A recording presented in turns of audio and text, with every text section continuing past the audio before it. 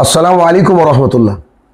একটা পাত্রে যদি কিছু ডায়মন্ড এবং কিছু মিশ্রির দানা রাখা হয় আর তাতে যদি ইঁদুর প্রবেশ করে, মনে রাখবেন ইঁদুর কখনো ডায়মন্ডকে চুজ করবে না।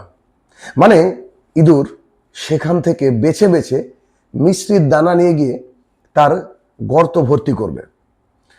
ঠিক তেমনি আপনার পাশে আপনার আত্মীয়, আপনার পরিজন, আপনার রিলেটিভ এবং আপনার কাছের মানুষ বা পাড়া প্রতিবেশী অনেক সময় আপনার যে ট্যালেন্ট সেটা কিন্তু বুঝতে চায় না এবং তারা আপনাকে অবমূল্যায়ন করে, তারা আপনাকে গুনতির মধ্যেও রাখে না।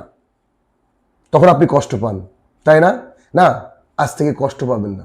কেননা ইঁদুর কখনো ডায়মন্ডের মর্যাদা বুঝতে পারে না, ইঁদুর মর্যাদা বুঝে মিশ্রির। অতএব আপনার আশেপাশে যারা আপনার ট্যালেন্টকে এখনো মূল্যায়ন করতে পারেনি, এখনো আপনাকে সেই জায়গায় আনতে পারেনি যে জায়গার যোগ্য আপনি, তাহলে বুঝে নিতে হবে যে আপনার আশেপাশে থাকা আপনার রিলেটিভস হোক অথবা পাড়া প্রতিবেশী, তারা সেই ইঁদুরের মতো। হ্যাঁ, তারা ইঁদুর। আর সবচেয়ে বড় বিষয় কোনটা জানেন? ওই ইঁদুরের কথা ভেবে আপনি যখন কষ্ট পান তখন আপনি হবেন পৃথিবীর সেরা বোকা মানুষ। হ্যাঁ, অতএব বোকা নিজেকে না সাজিয়ে, নিজেকে ডায়মন্ডের মতো মূল্য দিয়ে নিজের কাজ নিজের গতিতে করে চলুন।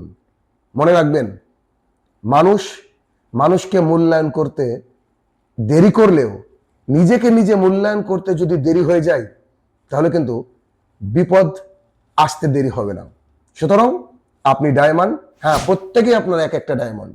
অতএব মিশ্রির দানার মতো যে আপনাকে কেউ নিয়ে গিয়ে মূল্যায়ন করলো এ কথা না ভেবে নিজেরা নিজের গতিতে চলুন, দেখবেন পৃথিবীটা অনেক মূল্যবান মনে হবে আপনার কাছে, আপনিও পৃথিবীর কাছে অনেক মূল্যবান।